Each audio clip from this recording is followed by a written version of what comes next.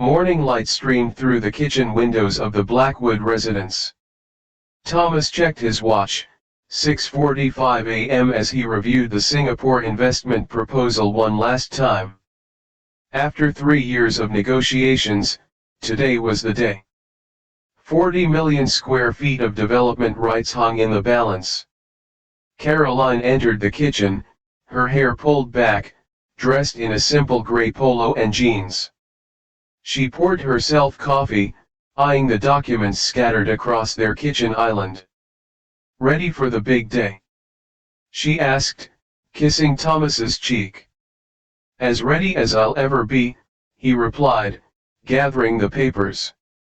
The Mitchell Tower deal could change everything: international expansion, new investor relationships. Caroline smiled, understanding the weight of this day for him.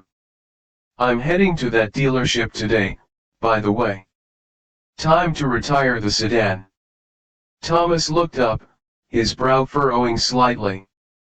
"Today? I would go with you, but this meeting is exactly why." "I'm going alone," Caroline finished his sentence.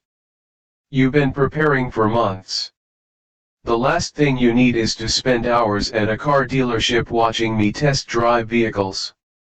"I could reschedule," Thomas offered, though his tone betrayed his reluctance. The Singapore investors had flown in specifically for today's meeting. Caroline squeezed his hand. "Don't be silly. I'm just looking. Besides, I want to surprise you." Thomas smiled, kissing her softly. "You're sure?" "Positive," she assured him. "I'll be fine. It's just Wilshire Motors, not the running of the bulls." "Call me after, of course," Caroline promised, gathering her purse. "Go close your deal, Mr. Big Shot." "Love you." "Love you too," Thomas called after her, returning to his documents. Neither could have imagined how fateful this simple decision would prove to be. The Blackwood Tower dominated the downtown skyline as Thomas guided the Singapore investors through their presentation. His father's words echoed in his mind: "People will respect the name on the building, but they'll trust the man behind the name." Unlike his spotlight-seeking contemporaries, Thomas operated from the shadows. His empire spanned 7 countries, yet few knew the true extent of his holdings. "The Mitchell Towers will redefine waterfront living," he explained smoothly, addressing Mr. Lim's questions with practiced precision. At 11:30, Thomas discreetly checked his phone. No messages from Caroline. He frowned slightly before returning his attention to the meeting. During a brief break, he texted her, "How's the car shopping going? Found anything you like?" No reply came. As the meeting adjourned for lunch, Thomas checked his phone again, that small kernel of worry growing. Caroline always responded promptly. "For you, a free like is easy. But for me, it is the greatest support and encouragement. For this video, can you give me 1 like and 1 subscription? Thank you very much. Shall we head to lunch?" Mr. Lim inquired. "Absolutely," Thomas replied, his professional mask firmly in place despite his concern. His phone vibrated an unknown number. Thomas hesitated, then pocketed the device. 40 million square feet of development hung in the balance. The Singapore investors took priority for now. The private dining room at Clayton's overlooked the harbor, the sunlight dancing across the water creating a hypnotic display that normally would have captivated Thomas. Today, however, his mind remained elsewhere. "The waterfront access is unprecedented," he explained, gesturing toward the architectural model positioned at the center of the table. "Each residence will have direct marina access, with private boat slips available for the penthouse levels." Mr. Lim nodded appreciatively, studying the intricate details of the model. The design is exceptional, modern yet timeless.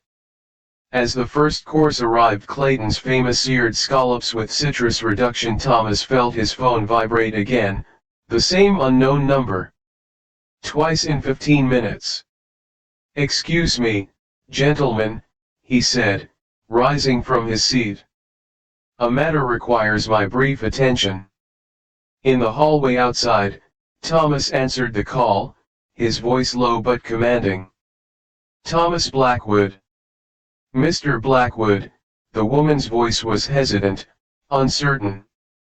"You don't know me." "My name is Jenny Martinez. I work at Wilshire Motors." Thomas's grip tightened on the phone. "Is this about my wife?" "Yes, sir." A pause. "I'm calling because, well, something happened that shouldn't have. Mrs. Blackwood was here earlier, and she was treated inappropriately." The hallway suddenly seemed colder. "Explain," Thomas said, his voice dangerously quiet. "She came in looking at the new European models. Our sales manager, Mr. Harrington, and some of the senior sales team." Jenny's voice faltered. "They made assumptions based on how she was dressed. They escorted her out, sir. Said she was wasting their time." Thomas closed his eyes, a surge of anger threatening his carefully maintained composure. "Where is my wife now?" "She left about 20 minutes ago. She forgot her phone. That's how I got your number." "I'm so sorry, Mr. Blackwood. I tried to intervene, but by the time I realized what was happening." "What exactly did they say to her?" Thomas's voice was controlled but ice-cold. Jenny hesitated. "They called her, she was just poor and couldn't afford to waste their time, that she should try the used lot down the street." Thomas's jaw tightened, the muscle there flexing visibly. "I see. Mr. Harrington laughed about it afterwards, sir," Jenny continued, her voice filled with indignation. "Said they get time wasters like her all the time. I couldn't let it stand. It wasn't right." "No," Thomas agreed, his mind already calculating, planning. "Ms. Martinez, is there somewhere I can reach you later?" "Not at the dealership." "Yes, sir." She gave him her personal number. "Are you going to call Mrs. Blackwood? She seemed really upset when she left."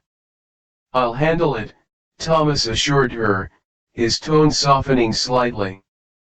"And Ms. Martinez, thank you for your integrity. It won't be forgotten."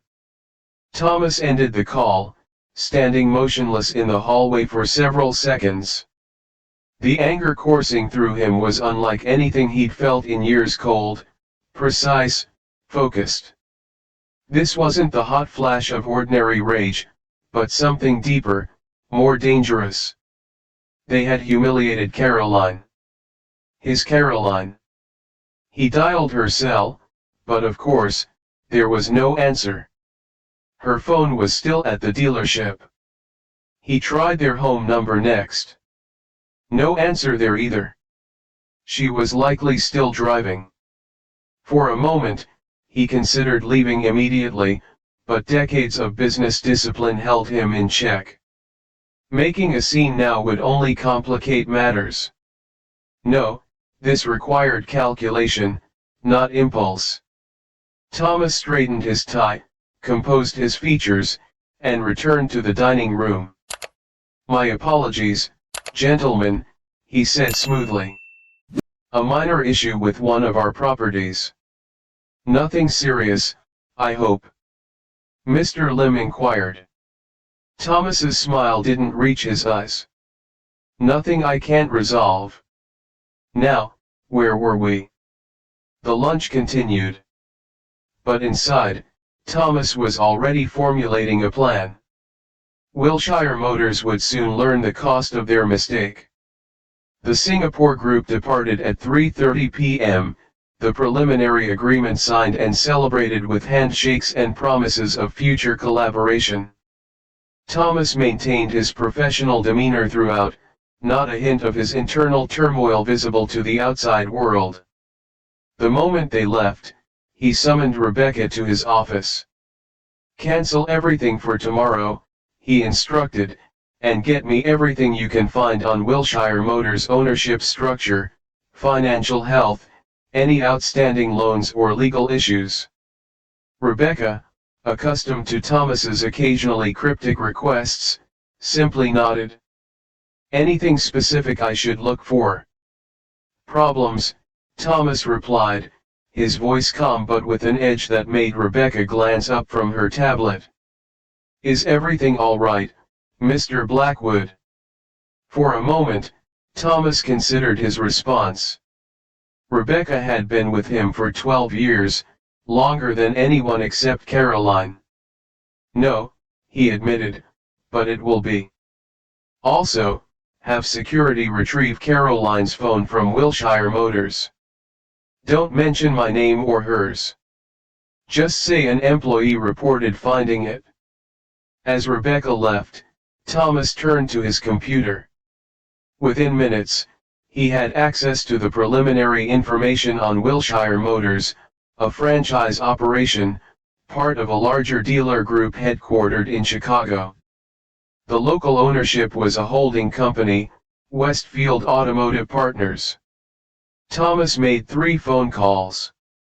The first was to Marcus Chen, his head of security. "I need surveillance on Wilshire Motors. Discreet. Starting immediately. I want to know who's who, especially management." The second call went to Howard Finch, his attorney.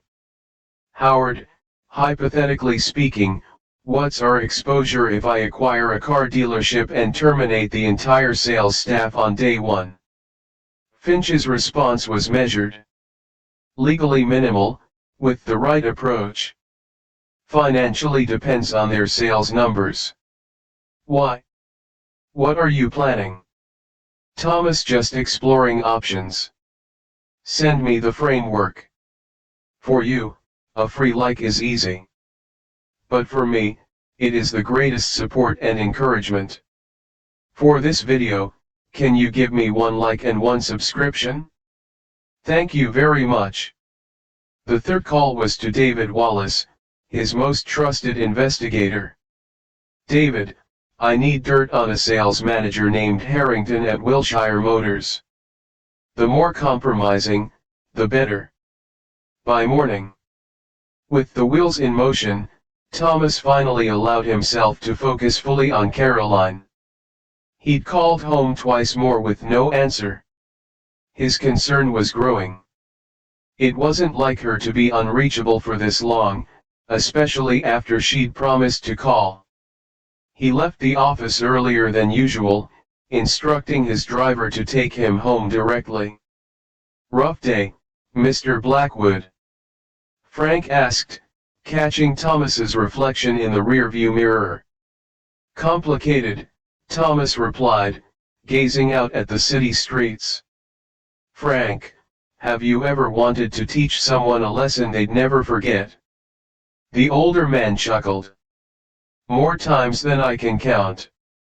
Usually though, I find the universe has its own way of settling scores." "Sometimes the universe needs a helping hand," Thomas murmured as the car glided through the afternoon traffic.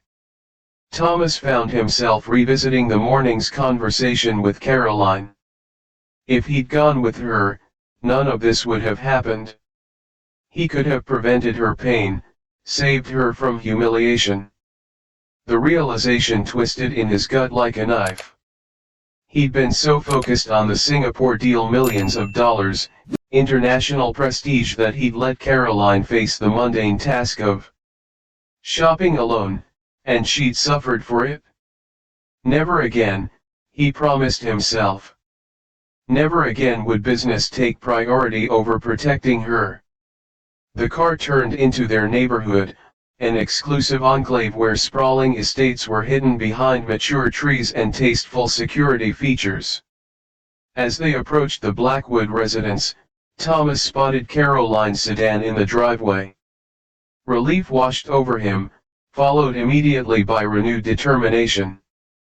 She was home. She was safe. Now he could focus on making Wilshire Motors pay for what they'd done. The house was quiet when Thomas entered, the familiar comfort of their home now tinged with an unfamiliar tension. He found Caroline in their sunroom, curled up in the oversized chair that overlooked their gardens, a book open but clearly unread in her lap. "Caroline," he called softly, setting his briefcase down. She looked up, her eyes meeting his. Thomas felt a fresh surge of anger at the hurt he saw there. His Caroline, brilliant, confident Caroline, had been diminished somehow. "You're home early," she observed, her voice uncharacteristically subdued. Thomas crossed the room, kneeling beside her chair.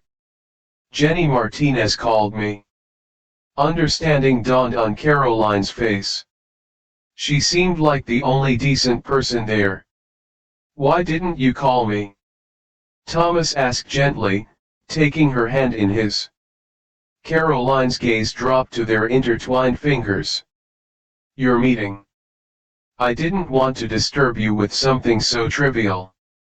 "Nothing about you is trivial to me," Thomas's voice was firm. "Tell me what happened." "Everything." Caroline took a deep breath, then began to recount her experience. She'd arrived at Wilshire Motors around 10:30 a.m., excited to explore their selection of luxury cars. At first, she'd wandered the showroom undisturbed, examining different models, sitting in a few that caught her eye. "I was looking at that new German sedan, the one with the advanced safety features we talked about," she explained. "That's when he approached me."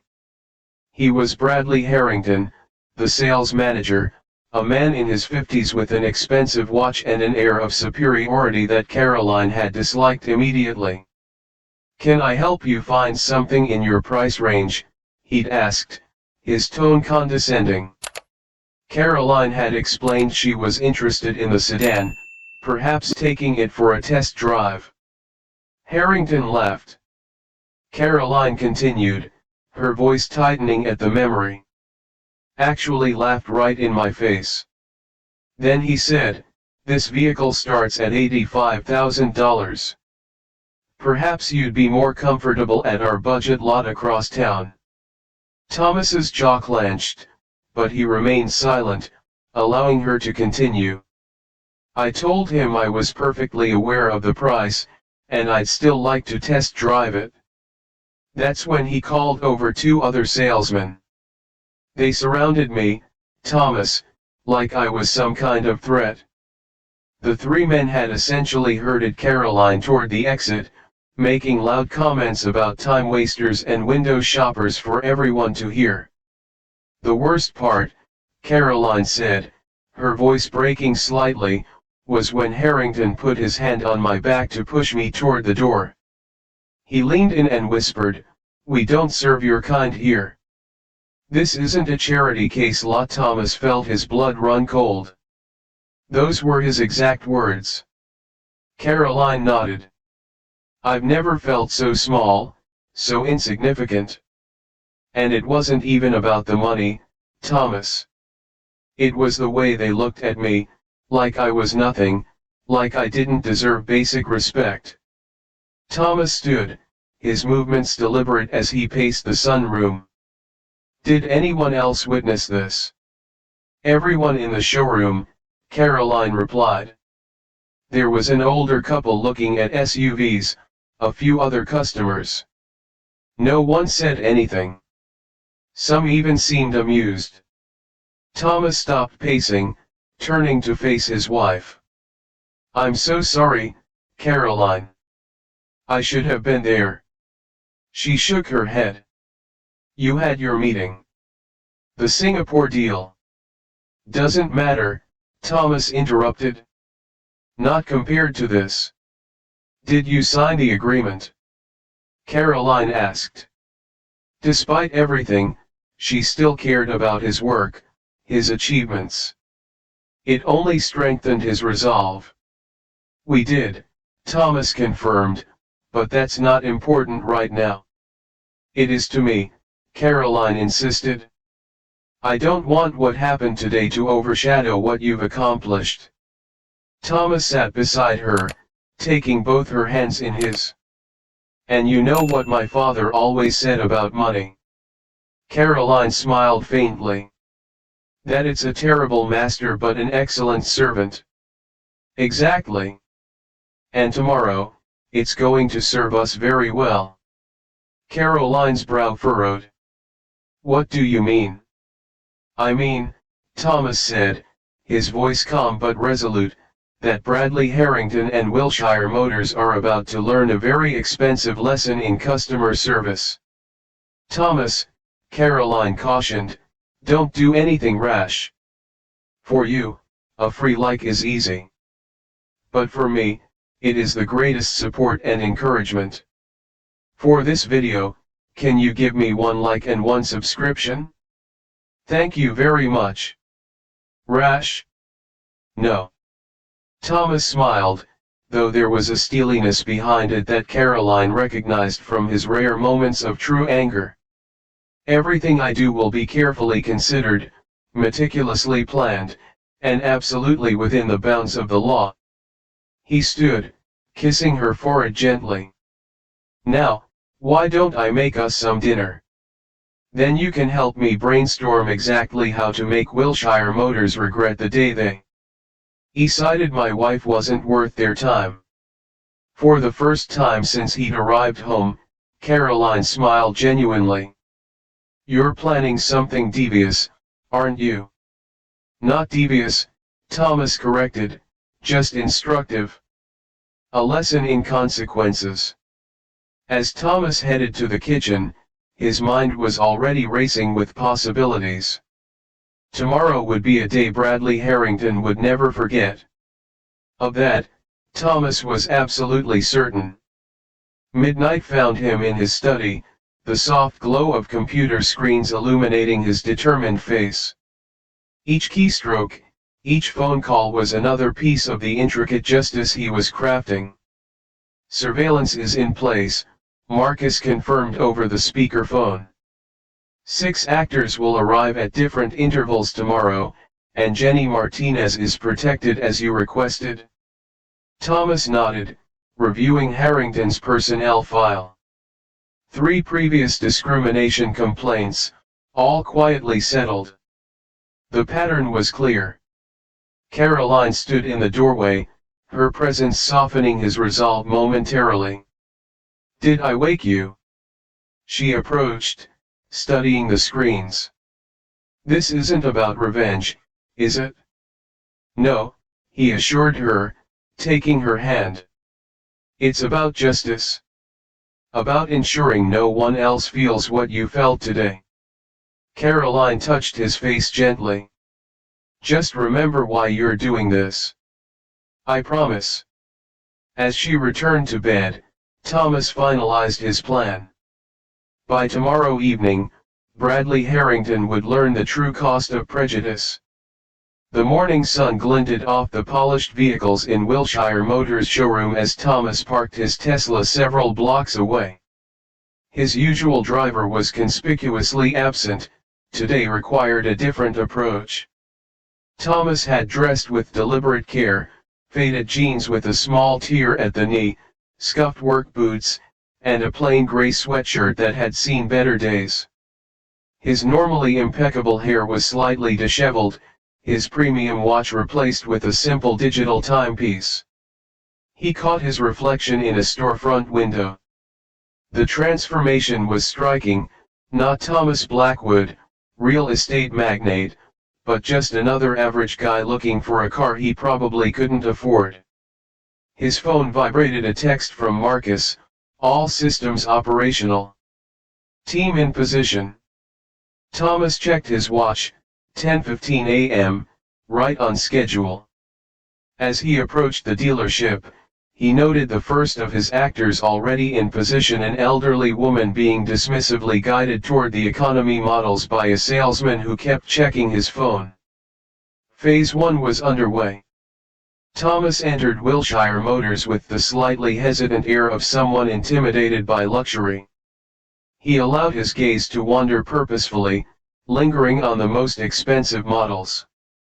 It took precisely 47 seconds before Bradley Harrington noticed him. Thomas had memorized the sales manager's face from the personnel files: mid-50s, silver-streaked hair, the artificial tan of someone who spent more time on golf courses than beaches. Harrington nudged a younger salesman, nodding in Thomas's direction with a smirk. Thomas pretended not to notice, instead running his fingers reverently over the hood of a sleek sports car with a price tag that exceeded most people's annual salaries. "Can I help you find something more attainable?" Harrington's voice oozed condescension. Thomas turned, feigning surprise. "Just looking, thanks. This particular model starts at $130,000, Harrington said, enunciating each number as if speaking to a child. "Perhaps something in the pre-owned section would be more appropriate." Thomas suppressed his instinctive reaction, instead channeling what Caroline must have felt. "Actually, I'd like to test drive it." Harrington's smile tightened. "Our test drives require pre-qualification, sir. Proof of income, credit check." "That's not what your website says," Thomas maintained his calm demeanor. "It says test drives are available to all prospective customers." Two other salesmen drifted over, flanking Harrington in a move Thomas recognized from Caroline's description, the triangle formation designed to intimidate. "Look," Harrington said, dropping all pretense of courtesy, "we both know you're not buying this car. Let's not waste each other's time." "How do you know what I can afford?" Thomas asked, genuinely curious despite knowing exactly what would come next. Harrington's eyes flicked over Thomas's attire, his smile turning cruel. "Let's just say, experience." "Experience?" Thomas echoed, recognizing the tactic. "Experience in recognizing time wasters," Harrington clarified. "People who clearly don't belong in an establishment like this." And there it was.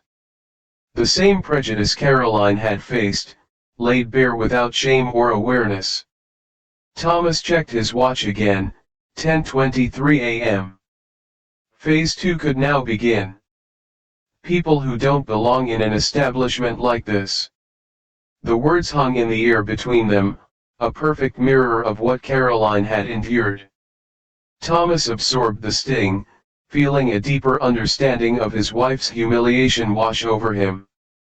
"I see," Thomas said quietly, "and you can tell that just by looking at me." Harrington exchanged smug glances with his colleagues. "Look, buddy, we deal with this every day.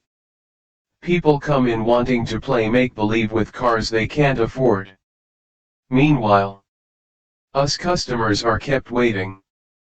As if on cue, the elderly woman across the showroom raised her voice. "Excuse me. I've been waiting for 20 minutes to discuss the luxury sedan." The young salesman attending her looked flustered. "Ma'am, as I explained, that vehicle might be out of your price range." "And how would you know my price range?" she demanded, her refined voice carrying perfectly across the showroom. Thomas recognized Mrs. Fontaine, a retired Broadway actress and friend of Caroline's mother, now delivering the performance of a lifetime. Simultaneously, a well-dressed black couple by the SUVs were being directed to the economy vehicles despite clearly stating their six-figure budget. The showroom was transforming into a tableau of discrimination, carefully orchestrated yet genuine in its exposure of Wilshire Motors' systemic problems. Through the glass doors, Thomas spotted a news van pulling up. "What's happening?" Harrington muttered, his attention momentarily diverted. Thomas checked his watch again, 10:28 a.m. "Justice," he answered simply as the doors opened. Louise Gardner entered, cameraman in tow, her press credentials prominently displayed. "We're doing a special report on discriminatory practices in luxury retail," she announced, heading straight for the elderly woman. "I understand you've experienced some issues today. For you, a free like is easy. But for me, it is the greatest support and encouragement. For this video, can you give me 1 like and 1 subscription? Thank you very much." Harrington's face drained of color. "This is private property." "With public access," Louise countered smoothly. "We've received multiple complaints about Wilshire Motors this morning alone." Other customers, Thomas's carefully selected actors, began sharing their experiences, each story building upon the last. The real customers in the showroom watched in stunned silence, some nodding in recognition. Harrington turned to Thomas, confusion giving way to suspicion. "Who are you?" Thomas straightened, dropping the hesitant demeanor completely. His posture shifted, his eyes sharpened, and even in his casual clothes, an unmistakable aura of authority emerged. "Someone you should have treated with respect," he replied, "just like everyone else who walks through your doors." The transformation was subtle yet unmistakable. Though still dressed in worn jeans and a sweatshirt, Thomas now carried himself with the natural command of someone accustomed to being obeyed. "What is this?" Harrington demanded, glancing nervously between Thomas and the gathering media crew. Thomas studied him with the calm assessment of a man calculating value, not of cars, but of character. "This," he said, voice pitched to carry across the now silent showroom, "is a lesson in appearances." From the entrance, a new figure appeared, Caroline, elegant in a simple dress, her quiet dignity a stark contrast to the chaos unfolding yesterday. Thomas continued, "This woman, my wife, came here looking for a particular car. Instead of service, she received humiliation. Instead of respect, she was escorted out." Recognition dawned on Harrington's face. "Look, there must be some misunderstanding." "There's no misunderstanding," Thomas interrupted. "It's all on camera." On cue, Marcus appeared with a tablet displaying footage from yesterday. Harrington's sneering face, his hand on Caroline's back, pushing her toward the exit. "My name is Thomas Blackwood," he announced. "My company just acquired Westfield Automotive Partners, your parent company, as of 9 o'clock this morning." The silence that followed was absolute. "Effectively," Thomas continued, "I'm your new boss. Or I would be, if you still had a job here." Harrington's face crumpled. "You can't just." "I can. I have. It's done." Thomas turned to the stunned sales floor. "As for the rest of you, Jenny Martinez will be your new sales manager, effective immediately. Those who wish to remain employed will undergo mandatory sensitivity training. Those who don't." He gestured toward the door. The message couldn't have been clearer. 1 week later, Thomas and Caroline sat on their terrace, enjoying the warm evening air. The Wall Street Journal lay open between them, a small headline on the business page, "Blackwood Properties launches diversity initiative across automotive subsidiaries." "You've started something bigger than just firing one prejudiced manager," Caroline observed, sipping her tea. Thomas nodded, his expression thoughtful. Jenny Martinez called this morning. Applications from minority candidates are up 60% since the changes. And Harrington, working at his brother-in-law's used car lot in Tucson. Thomas allowed himself a small smile. Apparently, luxury dealerships are hesitant to hire someone with his reputation. Caroline reached across the table, taking his hand. You know what impressed me most? That you didn't just punish the guilty. You created opportunities for good people. It was true. Beyond firing Harrington, Thomas had promoted Jenny Martinez, instituted a blind application process for sales positions, and established a scholarship for minority students pursuing business degrees. I kept thinking about what my father always said, Thomas admitted. Success isn't measured by what you accumulate, but by what you give back. He gazed out at their garden, twilight shadows lengthening across the manicured lawn. When I saw how they treated you, someone I love, it made me realize how many others face that same prejudice every day. People without the resources to fight back. So you fought for them too, Caroline finished softly. Tried to, anyway. They sat in comfortable silence, hands still intertwined, until Caroline spoke again. I finally picked a car, by the way. Thomas raised an eyebrow. From our dealership, I hope. Of course. Jenny was very helpful, Caroline smiled, though I suspect the owner might have given me a discount. Thomas laughed, pulling her close. The owner's wife gets whatever she wants. In the end, it wasn't about wealth or power, it was about dignity and ensuring everyone received the respect they deserved, regardless of how they dressed or what they drove. Some lessons, Thomas reflected, were worth every penny. If this story touched your heart, remember that dignity isn't determined by appearance, but by how we treat one another. Have you ever been judged unfairly or witnessed someone who was? Share your experience in the comments below. Subscribe for more stories that remind us appearances can be deceiving, and sometimes justice wears unexpected clothing. Let us know where you're watching from, whether it's Florida or Alaska. We're building a community that stands against prejudice, one story at a time.